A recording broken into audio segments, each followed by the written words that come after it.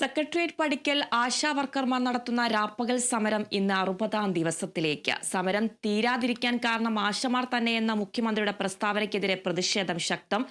മറ്റന്നാൾ സാമൂഹിക സാംസ്കാരിക പ്രവർത്തകരുടെ നേതൃത്വത്തിൽ പൗരസാഗരം സംഘടിപ്പിക്കും. വിവരങ്ങളുമായി വിനയ ചേരുന്നുണ്ട്. വിനയ, പ്രതിഷേധം സമരം കടുപ്പിച്ചിരിക്കുകയാണ് ആശാ പ്രവർത്തകർ. 60-ാം ദിവസത്തിലേക്കാണ് ആശമാരുടെ സമരം ഉള്ളത്. കൂടുതൽ വിവരങ്ങൾ എങ്ങനെയാണ്? ആന്ധ്ര സെക്രട്ടേറിയറ്റിന് മുന്നിൽ രാപ്പകൽ സമരം ഇരിക്കുന്ന ആശാ പ്രവർത്തകരുടെ രാപ്പകൽ സമരം ഇന്ന് 60-ാം ദിവസത്തിലേക്ക് എത്തിയിരിക്കുകയാണ്. അതായത് 2 മാസം എത്തിയിരിക്കുകയാണ്.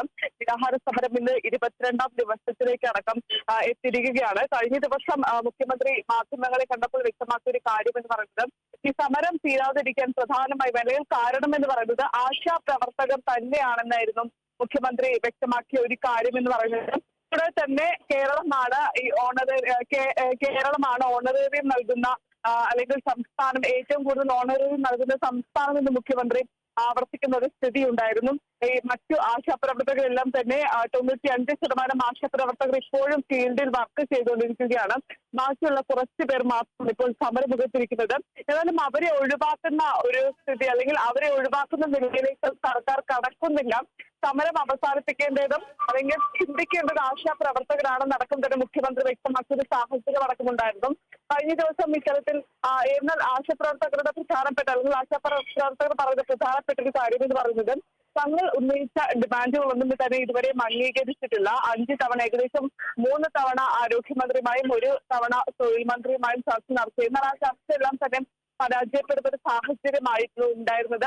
തങ്ങൾ ഉന്നയിച്ച ഓണറേറിയം വർധനവിന്റെ കാര്യമാണെങ്കിലും വിരമിക്കൽ ആനുകൂല്യം പ്രഖ്യാപിക്കുന്നതിന്റെ കാര്യമാണെങ്കിലും ഒന്നും തന്നെ വേണ്ട രീതിയിൽ ചർച്ചയാകാത്തൊരു സാഹചര്യം അടക്കമുണ്ടായിരുന്നതടക്കം ആശാപ്രവർത്തകർ ഉന്നയിക്കുന്നുണ്ട്. എന്തായാലും ഈ ആവശ്യങ്ങൾ നേടിയെടുക്കുന്നത് വരെ സമരവുമായി മുന്നോട്ട് എന്ന നിലപാട് തന്നെയാണ് സ്വീകരിക്കുന്നത്. മറ്റന്നാൾ ഇതിന്റെ ഭാഗമായി തന്നെ പൗരസാഗരം സംഘടിപ്പിക്കുന്നുണ്ട്. സാമൂഹിക സാംസ്കാരിക പ്രവർത്തകരുടെ നേതൃത്വത്തിലാണ് ഈ പൗരസാഗരം സംഘടിപ്പിക്കുന്നത്. നമുക്കറിയാം, ഈ ദിവസങ്ങൾ കൂടുന്തോറും സമരത്തിന്റെ അല്ലെങ്കിൽ വീര്യം കൂടുകയാണ്. സമരത്തിന്റെ രീതികൾ മാറുന്ന ഒരു കാഴ്ചയാണ് കാണാൻ സാധിക്കുന്നത്. പ്രധാനമായും ഈ ആശാപ്രവർത്തകരുടെ അതിജീവന സമരത്തെ പിന്തുണയ്ക്കുന്നതിന് വേണ്ടിയാണ് ഈ പൗരസാഗരം സംഘടിപ്പിക്കാൻ അടക്കം ഒരുങ്ങിയിരിക്കുന്നത്.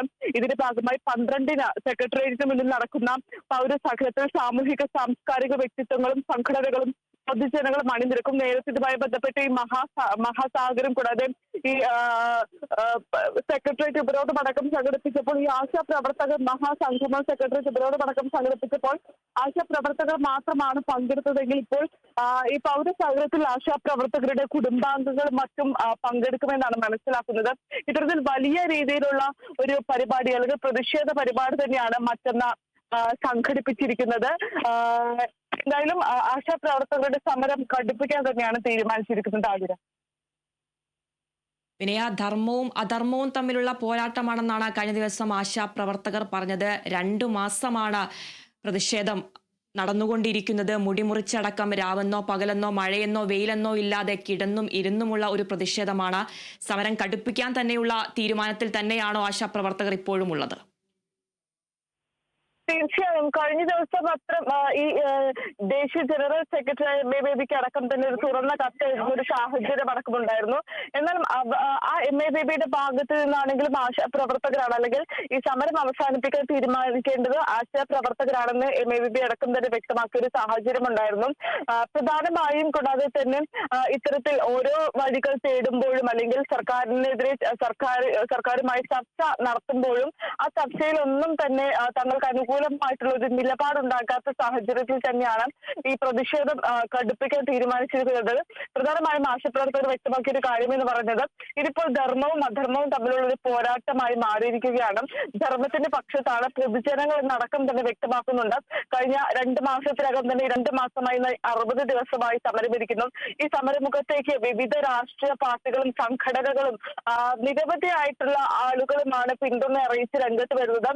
ഇപ്പോൾ തങ്ങൾക്ക് വലിയ രീതിയിലുള്ള ഒരു പിന്തുണ ലഭിക്കുന്നുണ്ട്. പൊതുജനങ്ങളുടെ ഭാഗത്തു നിന്നും വലിയ രീതിയിലുള്ള പിന്തുണ ലഭിക്കുന്നുണ്ട് എന്നടക്കം തന്നെ ആശാപ്രവർത്തകർ വ്യക്തമാക്കുന്ന ഒരു സാഹചര്യം ഉണ്ടായിരുന്നു.